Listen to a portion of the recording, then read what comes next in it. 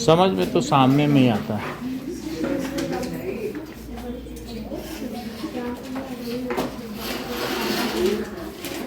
यहाँ श्री श्री रविशंकर जी आए हैं, मालूम है बगल में। ये जो बगल में वाटिका है ना, वहाँ श्री श्री रविशंकर को देखा है, वो दाढ़ी वाले हैं, बहुत नाम है उनका। कल वहाँ गए थे अयोध्या, वहाँ से सीधे आए। चलो अब बुक लाओ, कुछ क्या करना है बताओ। कुछ आप लोग बता देते, कोई पोएट्री है? सूरदास के बाद पहले बताते हैं, फिर आगे बढ़ते हैं।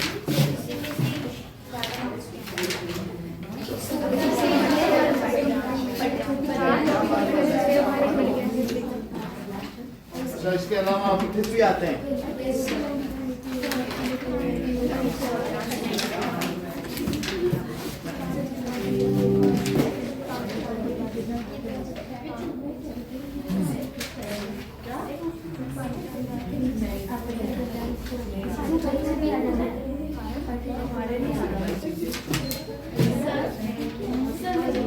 पानी की कहानी चैप्टर से ठीक है, बता दें।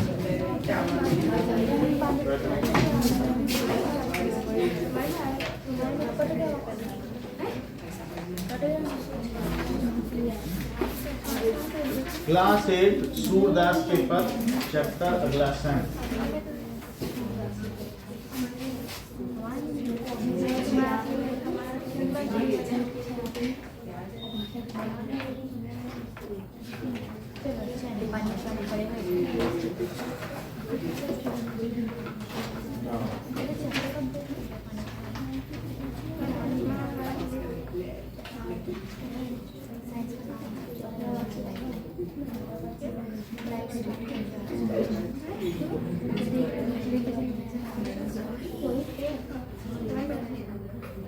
बसंत का नाम है क्या?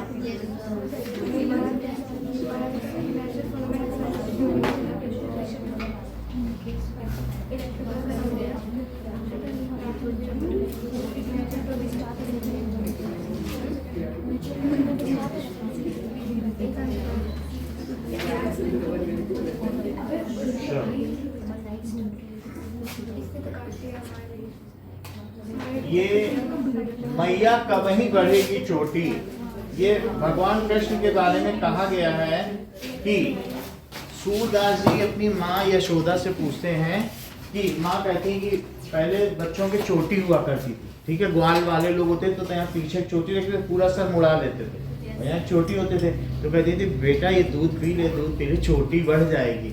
तो वो मैया मोरी कबही बढ़ेगी चोटी, और कितनी बार मोही दूध पियत भैया अजहू है छोटी। मैंने कितने दिन से तो मैं दूध पी रहा हूँ और आज तक छोटी है, तू कहती है दूध पी ले तो बड़ी हो जाएगी। तो कहा गया है मैया मोरी कबही बढ़ेगी चोटी, कितनी बार मोही दूध पियत भई यह अजहू है छोटी। मैं कितने दिन से दूध पी रहा हूँ लेकिन ये अभी भी छोटी की छोटी है। तू जो कहती बल की बेनी जो है वही है लंबी मोटी, तू तो कहती है कि बल की बेनी जो, जैसे बेल होता है तो बल की बेनी, तो बल की, अच्छा बलराम की बेनी जो, जैसे उनकी चोटी है, जो है लंबी मोटी, जैसे उनकी चोटी लंबी मोटी है। काहत गुहत निहावत न्यवहावत, जैसे नागिन सी हुई लोटी, उसको वो बनाते हैं जिसे बाल को काढ़ा जाता है और गुहते हैं, और न्यवहावत जैसे नागिन सी हुई लोटी, ऐसे उसको नहलाते हैं जैसे नागिन होती है तो वैसी ही कि सी भूई लोटी, उसी तरीके से वो लौटती रहती है। ना कांचो दूध पियावत पची पची, देखी न देती न माखन रोटी। कांचो दूध तू मुझे मतलब खूब दूध कच्चा दूध बार-बार पिलाती रहती है और मक्खन रोटी नहीं देती। सूर्य चिरजीवो दो भैया हरि हलधर की जोटी। सूरदास जी कहते हैं कि दोनों भाई बलराम और कृष्ण लंबे समय तक जिए और हरि हलधर की जोटी, हरि तो भगवान हो गए और हल धरने वाले बलराम हो गए। जोटी का क्या मतलब दिया? जोड़ी उन दोनों की जो जोड़ी है वो लगातार बहुत समय तक जिए। और यहाँ नागिन सी भुई लोटी, लोटी का क्या मतलब है? जैसे नागिन जमीन पे लोटती है तो उसी तरीके से उनकी चोटी है। तेरे लाल मेरो माखन खायो। अब बहुत सारी ग्वाल वालाएं हैं, वो यशोदा मैया के पास आ रही, उनको उलाहना दे रही, उनसे शिकायत कर रही कि तेरे ही बेटे ने मेरा माखन चुराया है मेरे घर का। जबकि जो दूसरी ग्वाल वालाएं वो अपने घर में जानबूझ के किवाड़ में कुंडी नहीं लगाती थी कि, और थोड़ा नीचे ही रखती थी कि वो आके खा ले। बहुत ऊंचा नहीं बांधती थी, वो पहले रस्सी में बांधे जाते थे कि जो चूहे या बिल्ली से बचाने के लिए, लेकिन वो जानती थी फिर वहां कान्हा नहीं पहुंच पाएगा तो नीचे रखें, और फिर छिप के लीला देखने के लिए कि अभी कान्हा आएगा अपने ग्वाल वालों के साथ तो माखन खाएगा। लेकिन फिर माखन जब खत्म हो जाता था तो फिर माखन तो रोजगार के लिए होता है, उसको बेचने के लिए, तो फिर वो शिकायत उलाहना करने जाती थी कि तेरे लाल मोरे माखन खायो, तुम्हारे लाल नहीं मेरा मक्खन खाया। तो और उसके देख लो उसके मुंह में लिपटा हुआ है, और वो कान्हा बोलते नहीं मैंने तो माखन नहीं खाया। तो तेरे लाल मेरो माखन खायो, दोपहर दिवस जानी घर सुनो ढूंढी, ढंढोरी आपा ही आयो। दोपहर दिवस, दोपहर के समय में 4 पहर होते हैं, तो एक प्रथम पहर, फिर 2 पहर, 3-3 घंटे का एक पहर होता है। तो 6 से 9 पहला पहर, फिर जब 2 पहर बीत जाती हैं तो 9 से 12 2 पहर, फिर एक और पहर बीतता है, तो इस तरीके से 4 पहर। वैसे 8 पहर पूरे दिन में होते हैं, 3 घंटे का एक प्रहर, और 8 3 या 24। तो इस तरीके से फिर 6 बजे से प्रहर शुरू हो जाता है।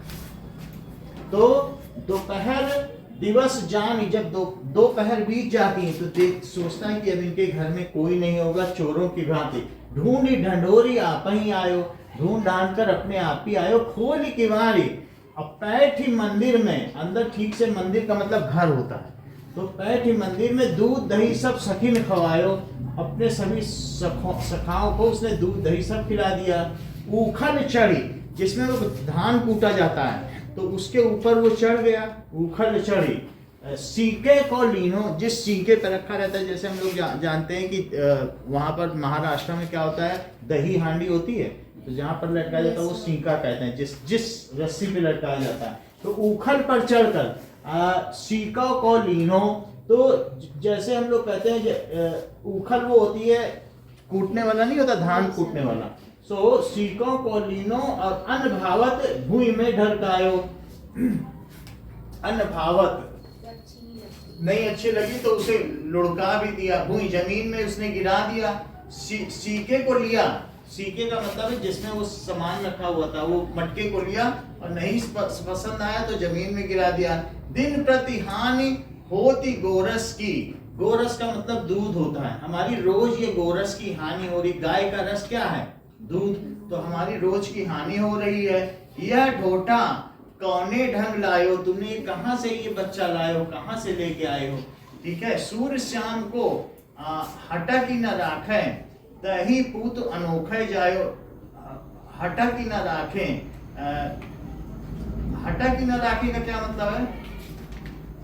सूर्य श्याम को उनके, इसको देखेंगे, क्या तुमने ही अनोखा पूत जाया है और किसी के बेटे नहीं, तुमने कैसा अनोखा। जायो का मतलब है कि जन्ना है, पीछे लिखा है हटा की न राखे। नहीं सर, चलो उसका मीनिंग देखते हैं।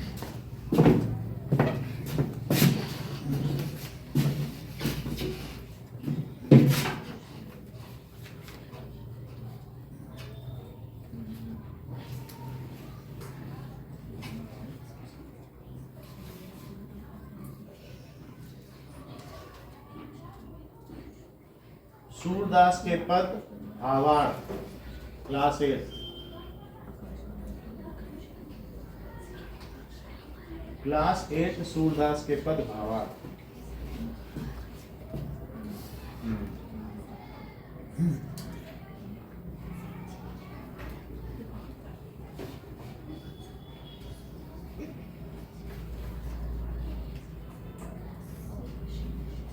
ये कर रहे हैं पची पची का मतलब है बार बार। तू पची पची दूध पिलावत है, तो पची पची का क्या मतलब है? तो ठीक है, पची पची अब जितना कांचा दूध पियावत पची पची बार बार तू पिलाती रहती है। अब अगला देखो कि फिर इसके पहले ये भी कहा गया है कि ऊपर एक और चीज है, काढ़क बुहत नहावत जैसे नागिन सी हुई लोटी।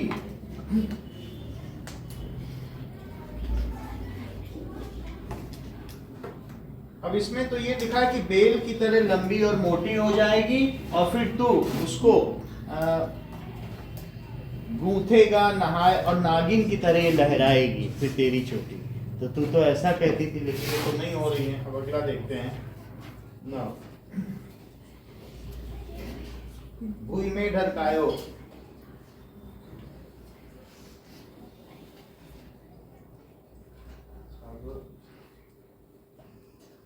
ढोठा का मतलब लड़का होता है, तो इसका मतलब है दिन प्रति हानि होती गोरस की, यह ढोठा कौने ढंग लायो। तुम किस प्रकार का ये अपना बेटा ले आयो, किस ढंग का लड़का है। फिर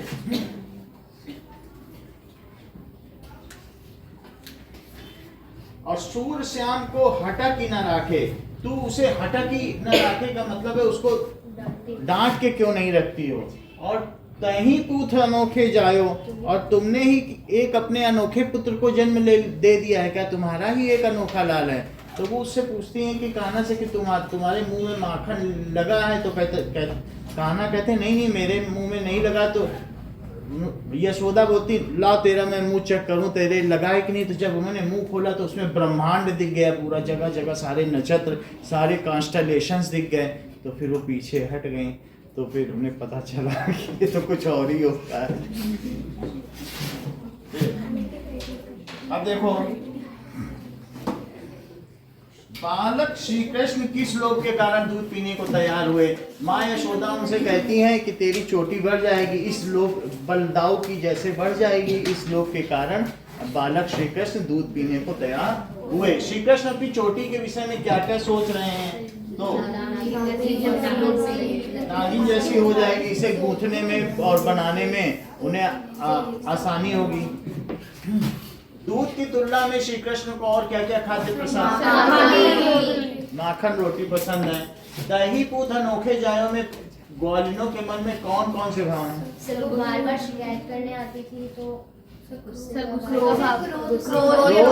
और बालक के प्रति खींच का भी भाव है ना, यही है खींच का भाव है, यही है।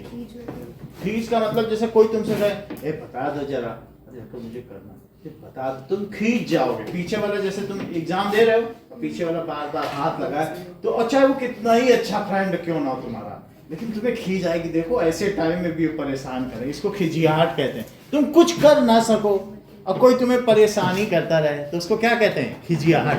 बात समझ में आ गई कि नहीं? तंग करे कोई तो उसको, तो खींच का भाव है। खींच का ऐसे लिखा जाएगा कि खींच, वो खींच रही है ना। मक्खन चुराते और खाते समय श्री कृष्ण थोड़ा सा, और उल्लाहना का भी भाव है। जब किसी के बारे में बताई जाती, बुराई की जाती है, ऐसा कर रहा है वैसा कर रहा है, तो किसका भाव होता है? उल्लाहना का भी भाव है। माखन चुराते और खाते समय श्री कृष्ण थोड़ा सा मक्खन बिखरा क्यों देते हैं? ये ऐसा ही कुछ है। ठीक है, तो उनके हाथ छोटे हैं और वो संभाल नहीं पाते, दोस्तों को भाग किस्से में गिरा देते हैं। दोनों पदों में आपको कौन सा पद अधिक अच्छा लगा और क्यों, इसका तो कोई वो नहीं।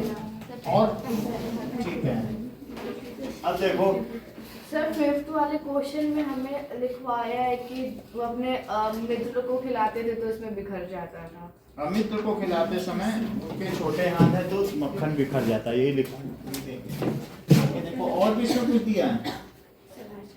भाषा की बात, तो श्री कृष्ण के 5 पर्यायवाची लिखिए। तो माधव है, माधव क्यों है? केशव क्यों है? केशव का मतलब उन्होंने केशी डेमन को किल किया था, मार दिया था, तो इसलिए उनका नाम केशव पड़ा।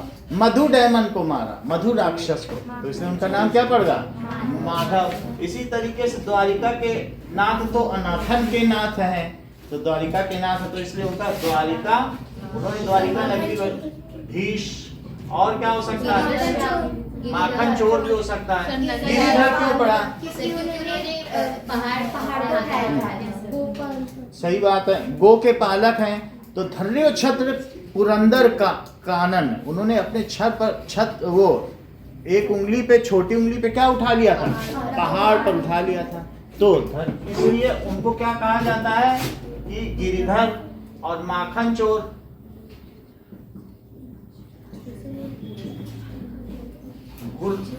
गिरिधर, ठीक है। और गोपाल, गोपालक थे, तो गोपाल भी कहा जाता है।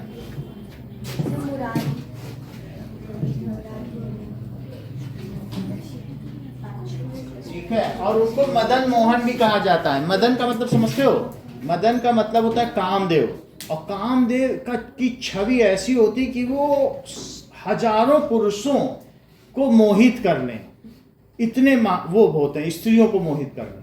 और मदन को जो मोहित कर ले वो मदन मोहन कहलाता है। लेकिन श्री कृष्ण की ऐसी छवि है कि कामदेव स्वयं मोहित हो जाते हैं, इसलिए कृष्ण को क्या कहा जाता है? मदन मोहन। लेकिन जो श्री कृष्ण है वो राधा को देखकर मोहित हो जाते हैं, इसलिए राधा को मदन मोहन मोहिनी कहा जाता है। मदन को मोहित करें कान्हा, और कान्हा को मोहित करें राधा, तो राधा का नाम क्या है? मदन मोहन मोहिनी। अब देखो, कुछ शब्द परस्पर मिलते जुलते अर्थ वाले हैं, उन्हें पर्यायवाची कहते हैं। कुछ विपरीत, जैसे चंद्रमा शशि इंदु राका, तो इसमें क्या है?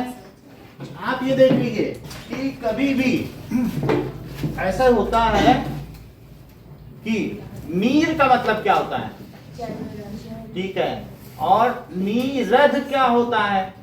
और नीरद क्या होता है? और नीरज क्या होता है? देखो, पय क्या होता है? पयोध क्या होता है? पयोद क्या होता है? और पयोज क्या होता है? देखो, ये सब जल के पर्यायवाची किसके हैं? जल। तो नीर, पय, इसी तरीके से अम्बु, अम्बु है, तो अम्बु, अम्बु, और इसको कहेंगे अम्बुध।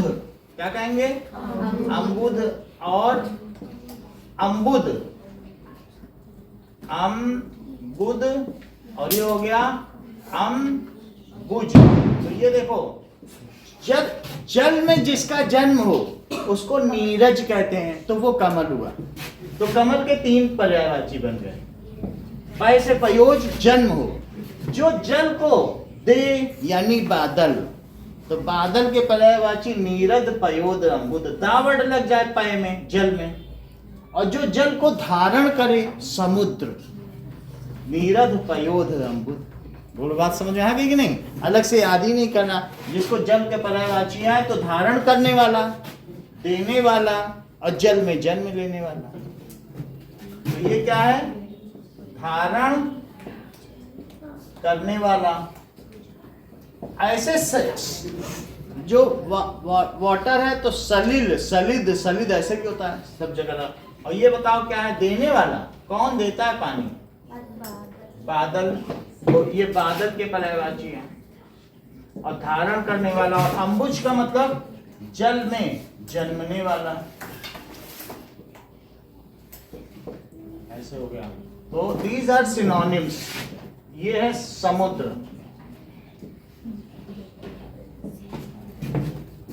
पाहन हो तो वही गिरि को जो धर्यो छत्र पुरंदर कानन। हे भगवान, अगर मुझे पत्थर बनाना तो उसी पर्वत का बनाना जिसको छत्र के रूप में भगवान ने धारण किया। और जो खग हो तो बसेरो करो नित्य कालिंदी कूल कदम्ब की डारन। अगर मुझे जानवर बना, पक्षी बनाना, तो मैं वो कालिंदी नदी, कालिंदी कूल, कालिंदी नदी के कदम्ब के वृक्षों पर ही मैं निवास करूं, क्योंकि वहीं कान्हा मुरली बनाते हैं। जो खग हो तो बसेरो करो नित्य कालीन यानी वो कभी अपने मन में सोच रहा है कि ये हूं तो वहाँ वो बनाना, और जो रज हो तो वहीं की रज हो। कहाँ की रज हो? वृंदावन की रज हो, ऐसे होता है। अब आगे देखो तो पर्यायवाची आपको इसमें क्या बताया गया है? चंद्रमा, शशि, इंदुराका, ठीक है। तो इसमें मधुकर, जो मधु के चारों तरफ रहे, यानी शहद के लिए भ्रमर, भौरा, मधु, ये सब एक ही हैं। रवि, भानु, दिनकर, दिवाकर, भास्कर, ये सूर्य के हुए। विपरीत तो आपको पता ही है, दिन रात, शेष श्याम, शीत उष्ण। तो पाठों में दोनों प्रकार के, क्या दो प्रकार के ऐसे शब्द आपको मिले पाठ में?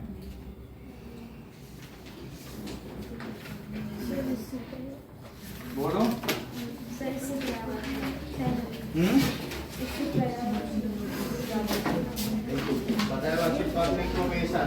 और विपरीत तो कोई नहीं है इसमें। पर्यायवाची वाले हैं कोई? भूत ही तो नहीं है। चलो इसमें देख लेते हैं। सर वो ध्यान नहीं डालना, जैसा कि खुद ही से बनाना, जिसकी अनुभवत था हम लोग को अधिभावत खुद से बनानी। अच्छा अच्छा, ऐसे खुद बना लो, ऐसे का है ना, ठीक है। अनुमान और तर्कमान ये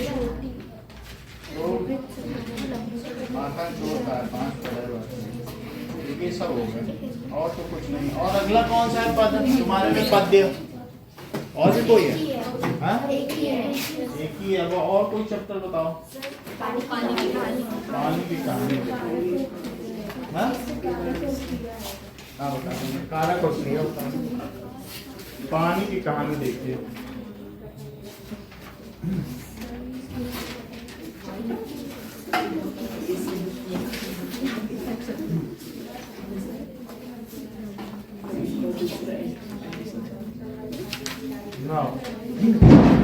देखो मैं आगे बढ़ ही रहा था कि बेल की झाड़ी पर से मोती की एक बूंद मेरे हाथ पर आ पड़ी।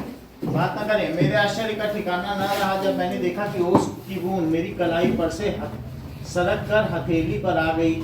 मेरी दृष्टि पड़ते ही, जैसे ठंड होती है तो जो छोटे छोटे ड्रॉपलेट्स होते हैं कमल पे इकट्ठे होते हैं, लेकिन जो कमल के ऊपर एक वैक्स की लेयर होती है, कमल दल होता है, वो छोटे छोटे पार्टिकल इकट्ठी होकर एक बड़ी बूंद बन जाते हैं, फिर उसे ओस की बूंद कहते हैं। फिर वो गिरने भी लगती, तो हवा में तैरती रहती। कभी भी आप जाओ सर्दियों में तो छोटी छोटी बूंदें होती है, वो हमको गीली कर देती है कि नहीं। तो ओस की बूंद मेरी दृष्टि पड़ते ही वो ठहर गई। थोड़ी देर में मुझे सितार के तारों की सी झनकार सुनाई पड़ने लगी। मैंने सोचा कि कोई बजा रहा होगा। कोई अनुभव हुआ, यह स्वर मेरी हथेली से निकल रहा था। देखने पे पता चला बूंद के 2 कण हो गए हैं और वे हिल हिलकर स्वर उत्पन्न कर रहे हैं। तो ओस की बूंद हाथ में गिर गई, फिर वो 2 बन गई। उनमें से सुरीली आवाज सुनी, सुनो सुनो। मैं चुप था, फिर आवाज आई, सुनो सुनो। मेरे मुख से निकल गया, कहो कहो। ओस की बूंद मानो प्रसन्नता से बोली, मैं ओस हूँ, मुझे लोग पानी भी कहते हैं, मैं बेर के पेड़ से आई हूँ। तो उसने बोला, तो ये जो लेखक है उसने कहा झूठी, यानी तुम उससे नहीं आए हो बेर के पेड़ से क्या पानी का कोई फव्वारा निकलता है जो तू बेर के पेड़ से आई है? तो लेखक ने उससे ऐसा कहा। बूंद फिर हिली, मानो उसने मेरे अविश्वास से उसको दुख हुआ हो। सुनो, मैं इस पेड़ के पास की भूमि में बहुत दिन से इधर उधर घूम रही थी, कणों का हृदय टटोलती फिरती थी, फिर एकाएक पकड़ी गई। कैसे? मैंने पूछा, तुम कैसे पकड़ी गई? यह जो पेड़ तुम देखते हो ना, यह ऊपर ही इतना बड़ा नहीं है। कोई भी पेड़ जो होता है तो उसकी जो कैनोपी होती है, ये बात हमेशा होगी, उतना ही बड़ा वो नीचे भी होगा, और ये इतना। तो कोई भी अगर चीज को आपको, जितनी उसकी कैनोपी है उतना ही वो जमीन के नीचे होगा। ये किसी भी पेड़ का प्रिंसिपल है। तो आपको देखना होगा, जब गमला भी लगाओ तो देखो इसका पूरा आकार क्या होता है, तो गमला कितना बड़ा होना चाहिए। तो ये बात हमें हमेशा देखनी। तो वही चीज वो भी बोल रही है कि वह ऊपर ही इतना बड़ा नहीं है, पृथ्वी में भी ये पेड़ बेर का नीचे ही इतने बड़ा हो गया है। तो जो बेर का पेड़ है जमीन के अंदर वो 6 फीट तक जाता है, तो ऊपर भी 6 फीट 2 खंड का, और नीचे भी जमीन में 2 फीट तक का जाता है। इसीलिए राजस्थान में चूंकि इतने नीचे तक से वो पानी ले लेता है। ये भी देखा गया है कि पेड़ अगर इधर की ओर है और उधर से पाइपलाइन जा रही है तो जड़ वहां तक जाकर उसको फोड़ के पानी ले लेगी। ये भी देखा गया। तो जड़ जानती है कि कहाँ पानी वहां तक जाएगी। तो पृथ्वी में भी लगभग इतना ही बड़ा हो गया है। मेरे घर में नींबू का पेड़ है, उसने आस पास के 4 संप तोड़ दिए हैं। यानी वो जो अंडर वाटर टैंक होते हैं ना, उन सब से वो पानी पी रहा है। मेरा भी तोड़ दिया। उसकी बड़ी जड़ें, छोटी जड़ें और जड़ों के रोए हैं। वे रोए बहुत निर्दयी हैं, मुझ जैसे असंख्य जल को वे बलपूर्वक पानी में खींच लेते हैं। वाटर में जो डैम्पनेस होती है, जो नमी होती है, उसको जड़ें क्या करती हैं? खींच लेती हैं। अगर हम इनको पानी नहीं भी देंगे पौधों को, तो भी जो उसमें मॉइस्चर है उसको वो बलपूर्वक अपनी ओर खींच लेती हैं। तो वही वो बता रहा है। कुछ को तो पेड़ एकदम खा जाते हैं और अधिकांश का सब कुछ छीन कर असंख्य जल कणों को, लेकिन जो पानी पिया जाता है, जो पानी उनके अंदर डाला जाता है, उसमें से आधे पानी से वो खाना बनाता है। इसकी इक्वेशन आपको 7th में बताई गई थी, फिर से 9th में पता चलेगी, जिसको कहते हैं कि फोटोसिंथेसिस। तो फोटोसिंथेसिस में कितने वाटर लिए जाते हैं, कितने छोड़े जाते हैं, तो वही वो कह रहा है आधे पानी का खाना बन गया। और आधे पानी को वो क्या कर देता है, जो पत्तियों के नीचे स्टोमेटा होते हैं, उससे जो पानी वाष्पीकृत होता है, उस शब्द का क्या नाम है? यस। तो उससे वो वाष्पीकृत करता रहता है या ट्रांसफर। तो कहते हैं आधे पानी को जितना उसने अवशोषित किया था बलपूर्वक, आधे का तो वो खाना बना लेता है और आधे को पत्तियों के रोम कणों के द्वारा बाहर निकाल दिया जाता है। क्रोध और घृणा से उसका शरीर कांप उठा कि देखो, मैं पहले पानी में धरती पर इखलाया करती थी, जड़ ने मुझे बलपूर्वक अंदर ले लिया, फिर उसने उससे खाना बनाया। और क्रोध और घृणा से तुम क्या समझते हो, वे इतने बड़े यूं ही खड़े हो गए हैं। उन्हें इतना बड़ा बनाने के लिए मेरे असंख्य बंधुओं ने अपने प्राण नाश किए हैं। मैं ध्यान से उसकी कहानी सुन रहा था। उसने कहा कि मेरी जैसी और भी कई ओस की बूंदें थी, वो खप गई। तो हाँ, तो मैं भूमि के खनिजों, ये जो हमारे पूरी चाहे डार्विनवाद हो, ये विकास की अवधारणा पर टिका है। जब पर्वत क्या होते हैं, धीरे धीरे टूटते हैं तो मिट्टी बनते हैं, और मिट्टी अपना सबसे उत्तम जो अपने न्यूट्रिशंस है, खनिज लवण है, उनको देती है तो पेड़ बनता है। ये एक सेवा का भाव है। यानी जब कोई भी चीज दी जाती है, मिट्टी ने सबसे उत्तम दिया तो वो किस कैटेगरी में पहुंच गई? पेड़। और पेड़ ने सबसे उत्तम दिया, फल किसको दिया? जानवरों को। तो अब वो पेड़ किस कैटेगरी में पड़ गया? जानवर की कैटेगरी में। और बकरी ने तो सबसे उत्तम नहीं दिया, पूरे का पूरा शरीर ही दे दिया, अब वो सिंह की कैटेगरी में पड़ गई। तो ये देखा जा रहा है कि जो प्रकृति है वो विकास की अवधारणा से छोटे क्लास से बड़े क्लास में धीरे धीरे जा रही है। और इसके पीछे का जो सबसे बड़ा वो एग्जाम है, वो क्या है? सेवा। जब हम अपने शरीर को आहूत कर देते हैं या अपने बेस्ट को दे देते हैं, तो हम नेक्स्ट कैटेगरी ऑफ ऑर्गेनिज्म में पहुंच जाते हैं। तो ये इस ओस की बूंद ने अपना क्या आहूत किया? इसने पाषाण पर्वत शिला मार्ग मूरत लता बेल परवर विटप रूप पाए, जिए फिर मरे अति कसे पशु जगत में, निष्प्रयास प्रभु पग पग बढ़ाए। धीरे धीरे पहले पाषाण बने, पाषाण पर्वत बने, फिर शिला बने, फिर मार्ग बने, फिर मूरत बने, फिर इसके बाद लता बेल तरुवर विटप रूप पाए। छोटी छोटी लताएं बने, फिर बेल बने, फिर पेड़ बने, फिर विटप बन गए। और जिए फिर मरे अति कसे पशु जगत में। फिर इसके बाद हम पशुओं की कई योनि से गुजरते हुए आज हम मानव की योनि में आए हैं, और मनुष्य में हमें सेवा का खुद से अवसर मिला है। जो हम यज्ञ किया करते थे, अपने शरीर को दे देते थे, आज हम चाहें तो हम और आगे बढ़ सकते हैं सेवा के द्वारा। यही जड़ ओस बता रहे हैं। बात समझ में आ गई कि नहीं? तो दूर मैं भूमि के खनिजों को अपने शरीर में घुलाकर आनंद से फिर रही थी कि दुर्भाग्यवश मेरा एक शरीर रोए से छू गया। तो ये देखो, ये इसमें एक ड्रॉपलेट आ गई, दुर्भाग्य से एक वाटर ड्रॉपलेट्स इसमें टच हो गई, उससे फिर आयुषी क्या हुआ होगा? वो नीचे आती है। बहुत सही। जैसे वही शुरू का पूरा इन्होंने बता दिया, वो तुरंत बलपूर्वक खींच ली गई। नहीं, इंटेलिजेंट आंसर दिया कि नहीं इन्होंने तुरंत कि, और फिर क्या हुआ होगा? हर चीज तुम आज बता रहे। हाँ बोलो। सर फिर वो ये ठीक है, जब वो खींच ली गई तो उससे खाना बना लेगा। हर चीज ये भी तेज है। तो देखो, ये संस्कृत इनकी तेज है ना, तभी इतना बताया। ये धूप से क्या लेना देना सर? तो कहां तक हो गया? मैं रोए में खींच ली गई। फिर क्या हुआ? मेरी उत्सुकता बढ़ चली, मैं एक कोठरी में बंद कर दी गई। तो इसका क्या मतलब है आयुषी? सर वो रूट के अंदर अब चलने लगी, जो उसका स्पेस था कोठरी में। थोड़ी देर बाद ऐसा जान पड़ा कि क्या जान पड़ा, अब ये सेल के अंदर पहुंच गई है। तो सेल के अंदर ये है, हर एक सेल के अंदर उसका न्यूक्लियस भी होता है क्या प्लांट सेल में। और ये अब अगर ये सेल के अंदर चली गई, सेल के अंदर, सेल को यहाँ कोष्ठक कह रहे हैं, कोठरी, सेल के अंदर ये किस में चली गई होगी? करेक्ट। देखिए हैं क्या पहले से? चीज जान नहीं आज। देखो इन्होंने बता दिया कि ये जो प्लांट है, प्लांट में सेल में चली गई, और या तो हमने बताया होगा, नहीं तो ये कैसे जान गई इतना। फिर उसके बाद जहां खाना बन रहा है इसको कहते हैं किचन हाउस, इसको प्लास्टिड्स कह रहे हैं। यही देखो सृष्टि ने भी यही बताया ना कि वो प्लास्टिड में चली गई, किचन में, और किचन में उसके द्वारा क्या बना दिया गया बताओ? ये सब ग्रीन वाले क्या हैं? प्लास्टिड्स। तो पहले ये एक सेल है, प्लांट सेल, प्लांट सेल में गई यानी कोठरी में चली गई। सेल को कोष्ठक कहते हैं। वो कहते हैं नहीं सेल में बंद कर दिया गया उस चोर को। तो चोर को कहाँ बंद किया जाता है? कोठरी में। सेल का मतलब जेल, जेल के नाम से इसका नाम जेल पड़ा है। तो इसके अंदर फिर वो कहाँ चली गई? जहां खाना बनता है, उसको क्या कहते हैं? ग्रीन कलर का। बताओ भी, उसने बताया, उसको कैसे बताया? तुमको नहीं पता? ये ग्रीन कलर का क्या बताया सृष्टि में? किचन। नाम तो बताओ, तुम्हारी एक सहेली बता रही है, तुम नहीं बता रही। प्लास्टिक्स किसमें चली गई? प्लास्टिक्स का मतलब है दैट इज किचन। और वहां उसके द्वारा क्या बना दिया गया? Correct, glucose. अब वो पानी की बूंद, पानी की बूंद को क्या तुम H2O तो नहीं समझ रहे हो? और CO2 गैस, इनसे मिलके ग्लूकोज बना दिया गया। थोड़ा हम बता रहे हैं, अगर डिटेल में जानना है तो सृष्टि और आयुषी से तो बेस्ट है, क्योंकि वही सब ज्यादा बताती रहती है उनको, तो सृष्टि भी थोड़ा जान जाती है। तो अब आगे पढ़ो।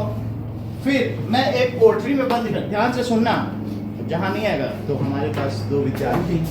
तो थोड़ी देर बाद ऐसा जान पड़ा कोई मुझे पीछे से धक्का दे रहा हो और कोई हाथ पकड़कर आगे खींच रहा हो। मेरा एक भाई भी वहां लाया गया, मैं अकेले नहीं थी। बहुत बड़ी बात कह दी, बोली 6 ड्रॉपलेट्स लाई। लो 6 भाई लाए पकड़। मेरा एक भाई भी वहां लाया गया, उसके लिए स्थान बनाने के कारण मुझे दबाया जा रहा था। एक और बूंद मेरा हाथ पकड़ के ऊपर खींची जा रही थी। यानी ये जो न्यूक्लियस है, ये प्लांट का सेल है या कोठरी है, ऐसे बहुत सारे सेल है। और उसी में यहाँ एक ग्रीन कलर का किचन हाउस था, और उसी में ये बहुत सारे क्या थे बताओ? दैट इज, ये देखो प्लास्टिक। यहाँ दिखा दिया गया है कि अब सेल, अब वो कहाँ पहुंच गई बताओ? देख लो कहाँ चला गया। चलो फिर कोई बात नहीं, देख लेते हैं, फिर से खोल देते हैं। Inside leaf. तो ये कहाँ कहाँ वो जा रही हो उसकी बूंद, जरा देखें तो।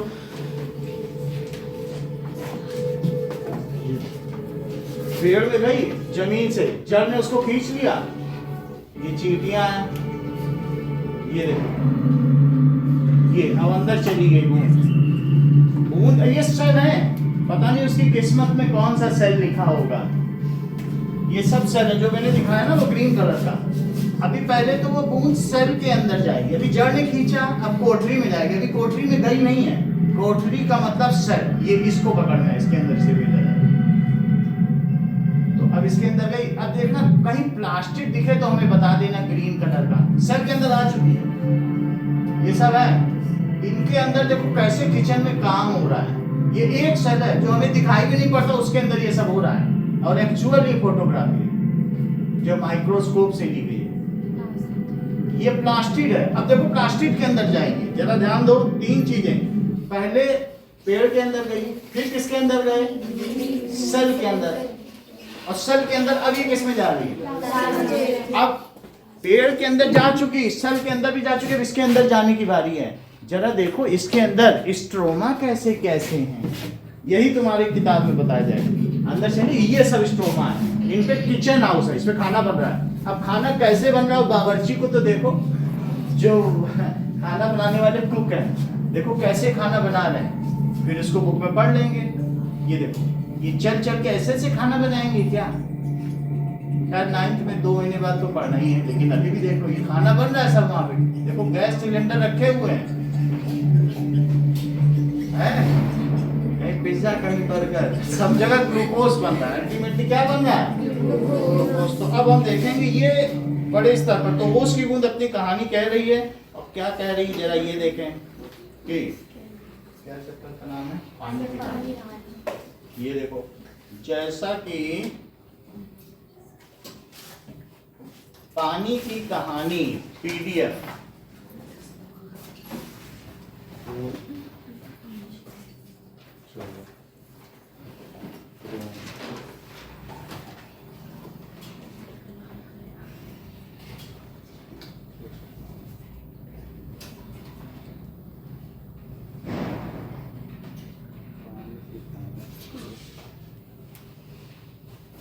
अगला सेम, अगला सेम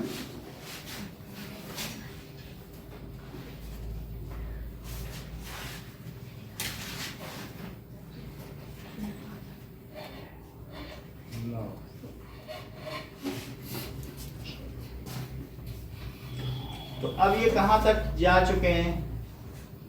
ध्यान से सुनिएगा, फिर नहीं तो आयुषी दोबारा बोलती नहीं है, फिर बाद में गड़बड़ हो जाता है। अब यहां तक हो गया, कहां तक हो गया? देखो, मैं बड़ी ध्यान से उसकी कहानी सुन रहा था। तो मैं भूमि के खनिजों को अपने शरीर में, और ऊपर है, ठीक है, मैं भूमि के खनिजों को, पानी में थी तो क्या इसमें थोड़े थोड़े आयंस और ये सब भी थे क्या? Sodium ion, potassium ion. जब ये पानी में गई तो अपने शरीर में, इसने शरीर में सोडियम पोटेशियम आयन भी लेके घूम रही थी। जैसे हम लोग मिनरल वाटर नहीं पीते हैं तो उसमें मिनरल्स होते हैं, तो यही तो मिनरल्स हैं, वो उनको लेकर के वो घूम रही थी। तभी एक जड़ के एक रोए से उसका पाला पड़ गया। अब देखिए, पाला पड़ने का मतलब है कि राणा प्रताप के घोड़े से पड़ गया हवा का पाला था। मतलब हवा का पाला जब पड़ जाता है ना, वो इधर नहीं, वो उधर नहीं, फिर यहां नहीं, वो किधर नहीं, ठीक है। राणा की पुतली हिली नहीं तब तक घोड़ा मुड़ जाता था, उसको चाबुक देने की जरूरत नहीं पड़ती थी।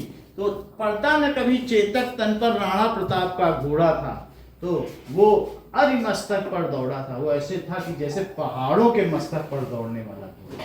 तो पाला पड़ गया था। किसके साथ उसका पाला पड़ गया था?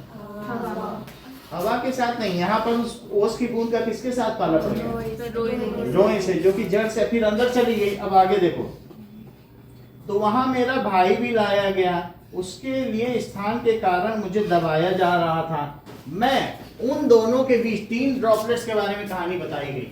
मैं लगभग 3 दिन तक सांसें रोकती रही, तो पत्तों के नन्हे नन्हे छेदों से होकर मैं जैसे तैसे जान बचाकर भागी। इसका क्या मतलब है?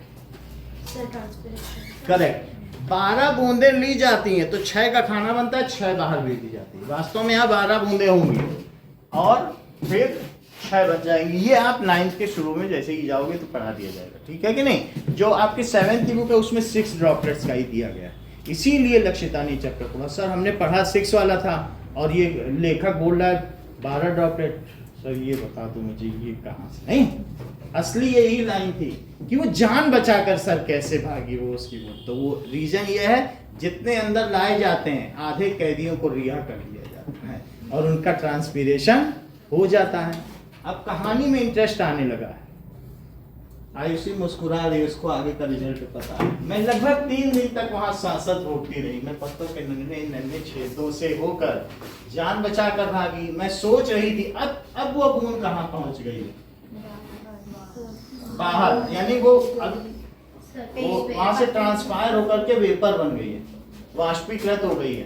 तो मैंने सोचा था कि पत्ते पर पहुंचते ही उड़ जाऊंगी, पर बाहर निकलने पर रात हुआ। ज्ञात हुआ कि अब रात होने वाली और सूर्य जो हमें उड़ने की शक्ति देते हैं, क्योंकि वेपराइज कैसे कोई चीज होगा, जब उस पर एनर्जी आएगी तभी तो वेपराइज होगा। तो सूर्य तो जा चुके हैं और वायुमंडल में इतने जल कण उड़ रहे हैं कि मेरे लिए वहां स्थान ही नहीं है। अगर पहले से ही बहुत से वाटर पार्टिकल्स हैं तो तुम नहीं जा सकते। अगर तुम्हें यहाँ से जाना है बाहर और बाहर भीड़ लगी हुई है तो तुम बाहर भाग पाओगे। तो बाहर इतने वाटर पार्टिकल्स हैं कि अब उसमें जाने के लिए हमारे पास स्थान नहीं है। तो इसलिए मैंने सोचा चलो अब यहीं रात बिता लेती हूँ पत्ती पर। तो पत्ती पर ही सो गई वहां से निकलने के बाद। तो मैंने अपने भाग्य पर भरोसा करके पत्तों पर ही सिकुड़ी पड़ी रही। अभी जब तुम्हें देखा तो जान में जान आई और रक्षा पाने के लिए तुम्हारे हाथ पर कूद पड़ी। इस दुख और भावपूर्ण कहानी का मुझ पर बहुत प्रभाव हुआ। जब तक तुम मेरे पास हो तुम्हें कोई पत्ता नहीं छू सकेगा। भैया तुम्हें इसके लिए धन्यवाद है। मैं जब तक सूर्य न निकले अपनी रक्षा चाहती हूँ उसका दर्शन होते ही मुझमें उड़ने की शक्ति हो जाएगी। मेरा जीवन विचित्र घटनाओं से परिपूर्ण है। मैं उसकी कहानी तुम्हें सुनाऊंगी तो तुम्हारा हाथ तनिक भी नहीं दुखेगा। तो उसने कहा अब और भी कहानी आगे बताने जा रही कि और भी घटनाएं हैं। जीवन में सिर्फ एक ही चीज नहीं होती है, जीवन द्वंद्वों से भरा है। जहाँ सुख आते हैं वहीं दुख भी आते हैं। यानी हर चीज सुख दुखे समीकृत्वा लाभा लाभव जयो जयो ततो युद्धायुज्य नैवं पापम अवाप्स्यसि। भगवान कृष्ण ने कहा है, बोले अर्जुन से श्री भगवान सुनो गीता का ज्ञान, सुनो गीता का ज्ञान। ये हमारे ही बनाया हुआ है। सुख दुख हानि लाभ दोनों में जो सम है, पाने में न हर्षित न खोने का गम है, योगी द्वंद्वों में रहता समान। अगर हमारे पास पैसा आ जाए तो हमें सुखी नहीं होना चाहिए और चला जाए तो दुखी नहीं होना चाहिए। जो इन दोनों परिस्थितियों में सम रह ले वही सिद्ध योगी माना जाता है। यानी विपरीत परिस्थितियों में जो इक्विलिब्रियम स्टेट पर रहे। इक्विलिब्रियम का मतलब है विचलित ना हो। तो ये जो ओस की बूंद है इसके ऊपर विकट परिस्थितियां आ रही हैं लेकिन उन परिस्थितियों से ये विचलित नहीं हो रही। तो इससे पता चलता है कि हमें ओस की बूंद से शिक्षा लेनी चाहिए कि हमें अपनी साम्यावस्था नहीं छोड़नी चाहिए। जैसे तुला इधर उधर तो जाती है लेकिन अगर दोनों पटरे पे बराबर वजन हो तो फिर से अपनी जगह आ जाती है तराजू। उसी तरीके से विपरीत परिस्थितियों में अपना धैर्य नहीं खोना चाहिए। देखो तुम हमने उस दिन भी कहा था कि तुम्हारे केवी नंबर 2 में भी यही लाइन लिखी जो हमने बोला, उदेति सविता रक्तम रक्तम अस्तमेव च संपत्तौ च विपत्तौ च महताम एक रूपता। जब जूनियर सेक्शन में जाते हैं तो यही है ना। पहला तुम लोगों ने कंफर्म भी कर लिया होगा जो हमने पहले बताया था कि उगता हुआ सूर्य भी लाल है और अस्त होता हुआ सूर्य भी। संपत्ति और विपत्ति में महान पुरुष एक जैसे ही रहते हैं। तो वही क्या ओस के गुण के बारे में नहीं बात कही गई। अब जरा देखो तो सुनाओ, बहुत दिन हुए मेरे पुरखे यानी हाइड्रोजन और ओस जन, हाइड्रोजन एंड ऑक्सीजन की बात की जा रही है। तो मेरे पुरखे नामक 2 गैस सूर्य मंडलों से लपटों के रूप में विद्यमान थी। क्या तुमको ये बात पता है कि ये जो भी धरती है वो कहाँ से निकली है? सूर्य से। सूर्य का एक टुकड़ा है। सूर्य में जब ये धीरे धीरे हाइड्रोजन और ऑक्सीजन का था वो ठंडी होती गई तो इसके लिए 10 अरब साल लग गए और ये ठंडी होते होते फिर इस हाइड्रोजन से मिलके क्या बना? हाइड्रोजन से मिलके ऑक्सीजन बना और ऑक्सीजन से मिलके क्या बना? सिलिकॉन। ऐसा जो कि 14 यहाँ दिया गया। और इसी की ये धरती है। ये जो मिट्टी है ये क्या है? सिलिकॉन। तो हाइड्रोजन ये देखो, हाइड्रोजन जब मिले तो ऑक्सीजन बना और ऑक्सीजन जब मिले तो मिट्टी बनी, वही सिलिकॉन। तो अब हमारे बहुत दिन हुए तो मेरे पुरखे 2 हैं। बोलो उसकी बूंद बनी किससे होगी? क्या हाइड्रोजन और ऑक्सीजन से?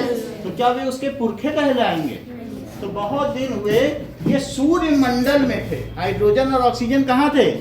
सूर्य मंडल में। अब उसमें अभी भी सोलर फ्लेयर्स चलते हैं या फिर ये कहते हैं सौर विस्फोट। तो क्या सौर मंडल में एक विस्फोट हुआ होगा और विस्फोट होने से उसका एक टुकड़ा उससे दूर चला गया होगा, लेकिन उसकी गुरुत्वाकर्षण शक्ति से वो उसके चारों तरफ एक वृत्ताकार पथ पर चक्कर लगाता रहा। चक्कर लगाते लगाते जब लाखों साल हो गए तो उसमें होने वाली नाभिकीय ऊर्जा धीरे धीरे होनी बंद हो गई। नाभिक टकराते ना न्यूक्लियस, तो उससे बहुत एनर्जी निकलती है और धीरे धीरे वो शांत होती गई। फिर ऑक्सीजन मिलके सिलिकॉन बन गया और सिलिकॉन की ये मिट्टी बन गई। बात समझ आ गई कि नहीं? अब यही चीजें सर यहाँ बताई जाएगी। जहाँ अटकेंगे वहाँ आयुषी हमारे साथ हैं। सूर्य मंडल अपने निश्चित मार्ग पर चक्कर काट रहा था। वे दिन थे जब हमारे ब्रह्मांड में उथल पुथल हो रही थी, अनेक ग्रह और उपग्रह बन रहे थे। तो क्या तुमको मालूम है कि अगर हम आपको बता देंगे कि ये सूर्य है और सूर्य के चारों जो बहुत सारे हैं अपने अपनी ऑर्बिट में चक्कर लगाते हैं, वो क्या है? प्लैनेट्स। ये एक सन है, तो इसको कहते हैं सौर मंडल। इसको क्या कहते हैं?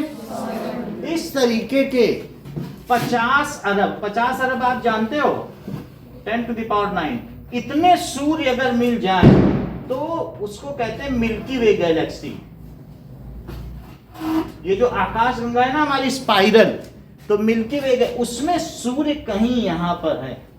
तो कितने सूर्य हैं बताओ हमारी मिल्की वे गैलेक्सी में? 50 × 10⁹ ये एक गैलेक्सी है।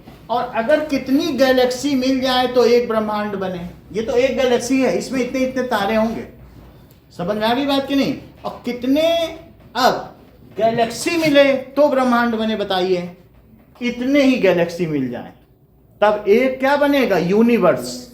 तो जो मिस यूनिवर्स होती है वो इतने इस ब्रह्मांड की है। प्रियंका चोपड़ा मामूली नहीं है।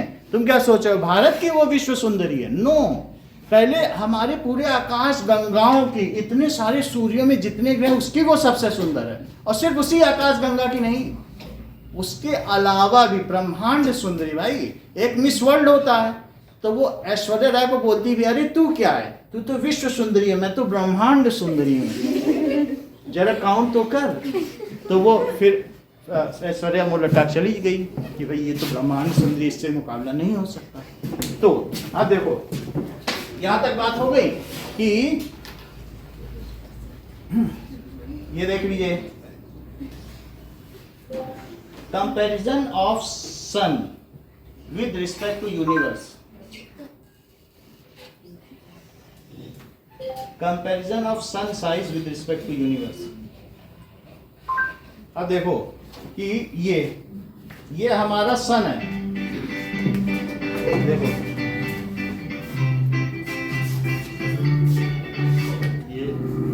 ये क्या है बताओ? अभी तो आया नहीं है सन, ये आ गया। ये देखो, ये छोटे छोटे प्लैनेट्स हैं सेरेस। और जो हमारी धरती है वो तो बहुत बड़ी होगी।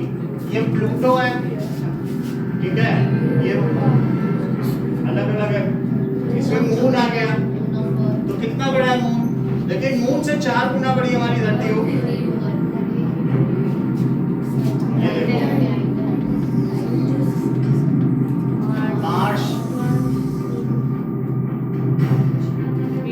वीनस 6000, 12,800, 13,000 मान लिया गया, तो मून से बहुत बड़ी है। अब देखो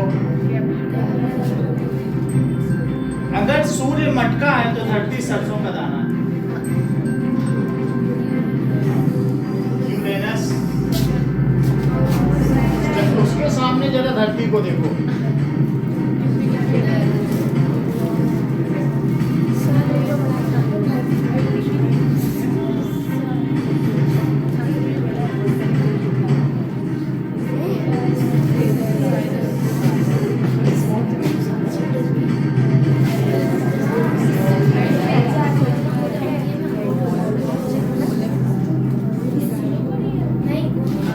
अब आपने देख लिया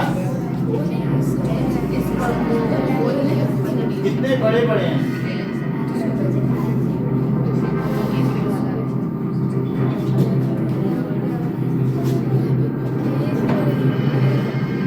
तो सन कितना छोटा हो जाएगा?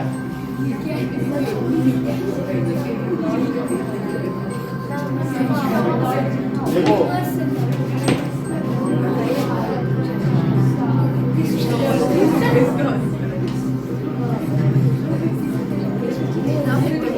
Time lapse our position in universe. ये देखो अब तुम्हें पता चलेगा। ये अब ये लेटी है धरती पे, जरा देखना। ये अब ये जहां लेटी कितनी छोटी हो गई। अभी तो धरती चली रही है, इससे दूर जा रहा है कैमरा। आप देख रहे हो बहुत छोटी दिख रही ना तुम्हें? देखो और छोटी दिख रही। तो ये धरती हो गई।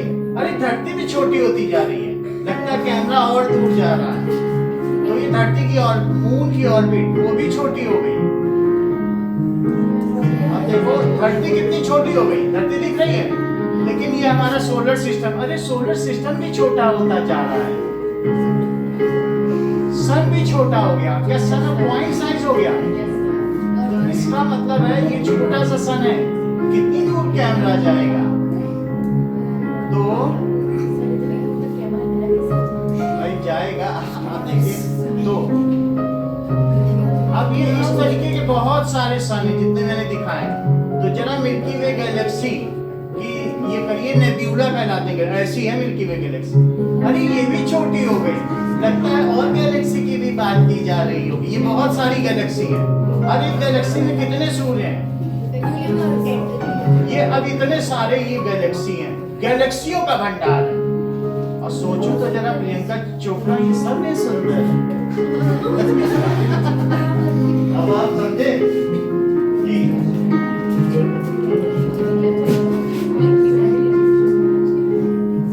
इसी के बारे में कहा गया है,